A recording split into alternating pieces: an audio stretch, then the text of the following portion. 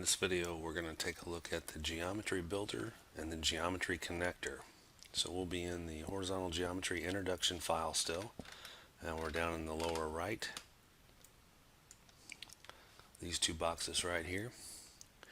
The geometry builder is underneath open roads modeling, geometry, horizontal, and it's underneath the complex geometry tools. So these last two tools in here, and they're new tools to us in ORD. So we're going to open up this geometry builder. We do have a geometry builder file that's saved out there for us to open. It's an XML file. So I'm going to go open that real quick, and that's what we have here. So basically you can create as much geometry in this file as you want and then save it off almost like a GPK for your information. And you can bring that geometry in and edit it and save it back and all of that good stuff. So that's what this first option here is the open file. So we're going to go ahead and open that file. And in project wise, under our data 2 folder, we should have a horizontal geometry introduction. Okay, we're going to go ahead and open that file. And we've got one stored in here already. Now this could be stored from an alignment that you had out in a different drawing, or it can be stored in this drawing with the geometry tools and then opened back up here and imported into here.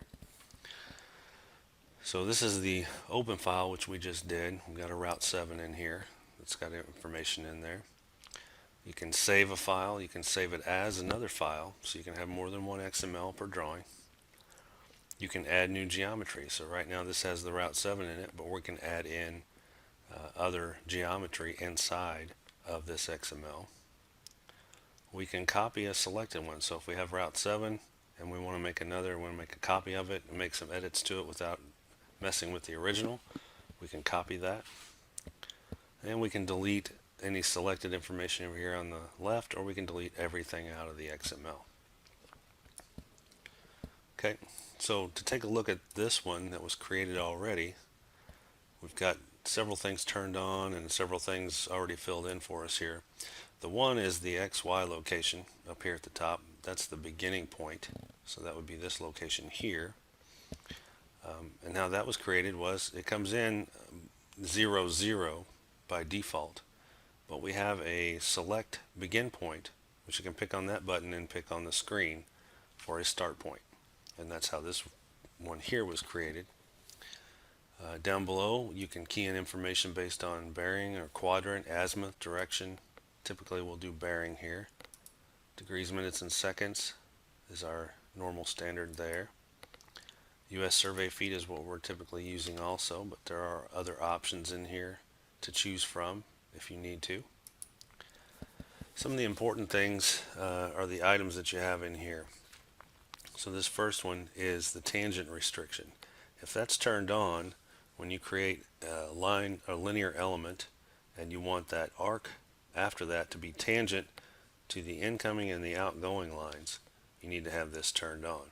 If you don't, you'll get a line out here and then you'll get an arc at whatever bearing, and then it'll have another line coming off of that, and they won't be tangent, which is typically not what we're looking for. We're looking for tangent elements. So that being turned on will allow you to get an arc similar to this one here. You have the ability to create simple elements, so they're just like microstation elements. You have the ability to create graphic elements out on the screen, so you can come out here and just freehand draw. And then you've got the create ruled civil elements, which is typically what we want to have turned on here. That way everything's ruled to each other, so it remembers the length, it remembers that it's got a particular radius and all that, and you can change it on the screen. The other options out here are modify an item, so you pick an item from the list and you can modify it, or modify actually an element out on the screen and pull it in. You can insert a line, insert an arc into the items below, insert a spiral or a vertex. All those things can be inserted into your geometry. And you can insert an element, different element. You can insert a new item in here, and it'll just be, I believe it's a line that comes in by default, and you can come in here and change what type of an element it is. You can move things up or down. So if you had placed all your lines and then you wanted to come in and place all your arcs later, you can do that and then move those up and down to the elements that they need to connect to. And then you can delete an item out of this list or delete everything out of this list. Okay. The other options that you have down here at the bottom, there's a little dialog here that tells you how things have been created. You can take a look at the begin point, you can close them, you can do a fixed point. Under lines, you can add in a line or no lines. And you can do a little map check on the geometry here. Okay, so that's your reports. You can run a little report on the geometry. And you can also see the area that it's created out of this if it were a closed element. The last thing you can do is place one. So if you had brought something in from here and you wanted to place it through the geometry, you can do that. As you can see right now, these, if I try to select these items out here, they're not really in the file. They're in the Geometry Builder Tool XML file. But they're just being displayed, kind of like a temporary display in the old Kogo. Okay, so if you really want it in your drawing, you can hit the place option. Now down here, if you just hit place right now, it's not going to have any feature definition, even though we have it turned on up here. So what we would have to do then is come in here, and we could use the active feature definition, and then it would use that. Or we can come in and change it to something we want, like a geometry scratch. Okay. So once we do that, we can hit this place option here, and it'll come out and place that element. As you can see, as I hover over it, complex element is Route 7. Okay, it is not a civil ruled feature. As you can see, it wasn't turned on. So when I select it, it's just elements out there. Okay, you can delete it. You can do all the normal stuff that we can do inside of ORD using this tool. So you can turn on civil ruled elements and place that, and now you've got civil ruled elements. But you can place it more than once. As you can see, I've got 2 elements there. Now it moved it up to Route 8. Okay, because you can't have 2 Route 7s in a file. So you can hit place a bunch of different times if you make changes, and it will just put it right over the top of the other ones. So something to be aware of there. If you want to create your own alignment using the Geometry Builder tool, you can do that. So that would be this option here, add new geometry.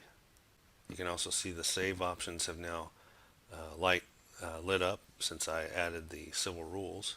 You could save that now, and then I'll save it with those civil rules. If we create a new element, it's going to come down here. Right now it's called Geometry Scratch because that's what we have up here. I'm fine with that. You can change the name if you want to. You've got the XY and the beginning point. You could key in an XY if you knew what that was, or you can hit the little begin point option and you could snap to something out here. We're just going to come down here and place it. So that's our new begin point. What we're going to insert is going to be civil ruled. I also want to turn on the tangent restriction. But we can come down here in this very first one and we can place a bearing. Let's say that it's north 85 east. And I'm tabbing over. And we want it to be 1,000 foot. And I'll tab over, and you'll see out in the drawing it has a display of that. Now it's not actual geometry again until we place it. Okay, but that's placed that in there. Now let's say that I want to arc next. So what I'll do is come over here and insert a new item. And I'm going to change that line to an arc. Once you change that to an arc, it's going to give you more options in there. Be a left hand or a right hand. Which direction are we going to go? We're going to go up or are we going to go down? I'm going to change that to a right hand. We've got it set in there to be tangent, so this is grayed out for the bearing. Okay. So over here for a radius, I'm going to put in 200. And for an arc length, I'll put in 1,000. As you can see, that 1,000 was way too much, so I've got a 200 in here, but it's going 1,000 foot. So let's bring that back to 100. And you can see what it does. Okay, if that's still not long enough perhaps, maybe we can go 200, but you have the ability to change that inside of the geometry builder as you go. So let's say I like that, 200-foot radius, 200-foot long. The next thing after I hit enter on that, it's going to create another line. So that line is going to be tangent automatically, so you can't make any changes there. And our distance for that line, let's say that we're going to have 1200-foot line. So I'll do 1200, tab that in, and you can see it's going to make that next line. Okay. I'm going to go ahead and hit insert again, and after that line we've got another arc. This time it will be a left hand going up that direction, and we're going to have a 500-foot radius, so we tab that in, and we'll do another 200-foot length. So there you have that information in there, and you can see how it's drawing it out. And then again, we can't modify that last one because it's tangent, so all we can add in is a length, and we'll tab that in.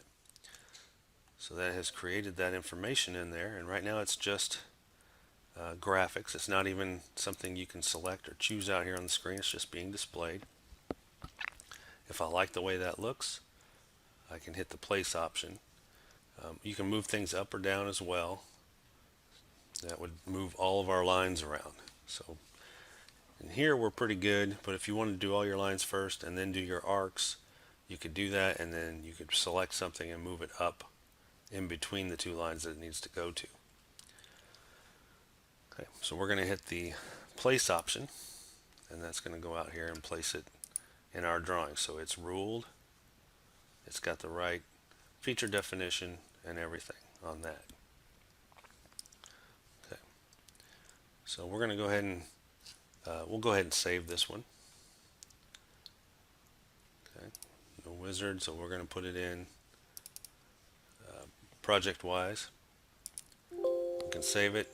It says there's already one with that file name. Do you want to replace it? Yes, I do. So it's going to go out and replace that, and you can check it in. Okay, we'll close out of that, and these items will stay in your drawing. You can do anything you want to with these now. You can modify them. You can go out and change them. This does not go back to the XML to change that. So if I were to go back now into my complex geometry tools, look at the geometry scratch one, you'll see that it's still set at that south 60,000 feet. Okay, so you can see this is the original one, this is the one I just modified. So it doesn't go back to that, so you can make whatever changes you want after the fact. Okay, under the modify tools, when we're looking there before, there is this geometry builder edit. So if you like this tool and you want to edit any geometry that we've placed out there, you can do it. It doesn't have to be the ones that were created with the geometry builder. You can do it inside of here with any of the complex elements that we've created. Okay, and then you can make modifications and change whatever it will allow you to change in here. If it's grayed out, can't make the change. Okay, so I'll cancel out of that. The last tool then in here is the geometry connector. This tool you can use kind of the similar to the geometry builder. For me, I might just use the simple arc tool in here that we have to create an arc in between elements, but they do have this new geometry connector here. It takes a little more thought to get it going, but it will create a alignment and connect these two elements together. Okay, so it's almost like a couple of tools in one, where you can put in your arc in here, and then you can go back and complex them together. This kind of does it all in one. And the way that this works is the geometry connector tool, you can go out and select your first element and your second element. So I'll come out here to select element in the upper right, and we're going to pick this red line that we have over here on the left side, and it's got a direction. What direction do you want this to travel? So you pick it on the left end, it'll point it to the right, and you can accept that. Okay, your end element, we can select the element here as well. Again, we can pick it. If we pick this end, it's going to try and draw it the wrong direction. So we want to go to this end and left click, and now we've got a line in here and a line in there, and they're going the correct direction. Okay. Now in between those, we want to place an arc, and all I did was just come in here and left click inside of this drop down. I'm going to choose an arc. Our length, we're going to go ahead and make that 200, and our radius, I'm going to say, is 500. Okay. Now down here at the bottom, you can see that we've got 500 in here and 200, and that's not going to make a connection. When it makes a connection, I'm going to get rid of, since I hit enter, it tried to make another line. I'm going to get rid of that line. But you can see there's a compute option down here. So I put in the arc. It's got a left hand, which is trying to create there, 200 and 500. If I hit the compute option, it's going to go ahead and try to compute something in here and create that. So I hit compute, and it has gone in and created this information based on what I have typed in here. So if I like the way that looks, I can have replace on here if I want for each one of those, and it'll replace those items out there completely. I'm just going to hit apply here, and it's going to go out and create a single element in my design file for me. Okay. Again, when I click on that, you can kind of see what happens here. I don't have any heads-up display or anything like that. So if I undo that, which undo is an option here, I can come in here and turn on this civil rule element. It'll tell me that, it could change the values. Fine with that. Now we can compute it again. It'll create that. I'll hit apply. And now when I pick on it, I'll have those options available. You can see what it did with the compute. It changed my radius in here by a huge number. Okay, it used to be 200. If I want to have it go ahead and compute that information, it'll do that for me. Okay. So anything else that I have in here? Looks like we're good there and good there. And so that's what it's done. It's placed in a tangent arc in between those. Now, if I were to try to get this to be 200, I could do that. But what it's doing is it's modifying either the radius or the length. Okay, so if I put 500 in there like we had before, okay, we can still do that. We can make that change. But when you hit this compute option, it's going to go ahead and give you what it thinks should be a complete item in there. Okay, we can apply that. Every time you hit apply, it's going to create another new item in there. Okay, but you can go modify those and make those changes. All right. You have the options here also under the free length. If you need to change the length of this last one, usually it'll go ahead and automatically check that so that it can modify the length of that second item. So it's going to go from the location here, this direction, and allow that to be free, that direction. So it's going to start here and go that direction. Okay, you can also do spirals, regular arcs, you can do lines, all the things you can do with the geometry builder.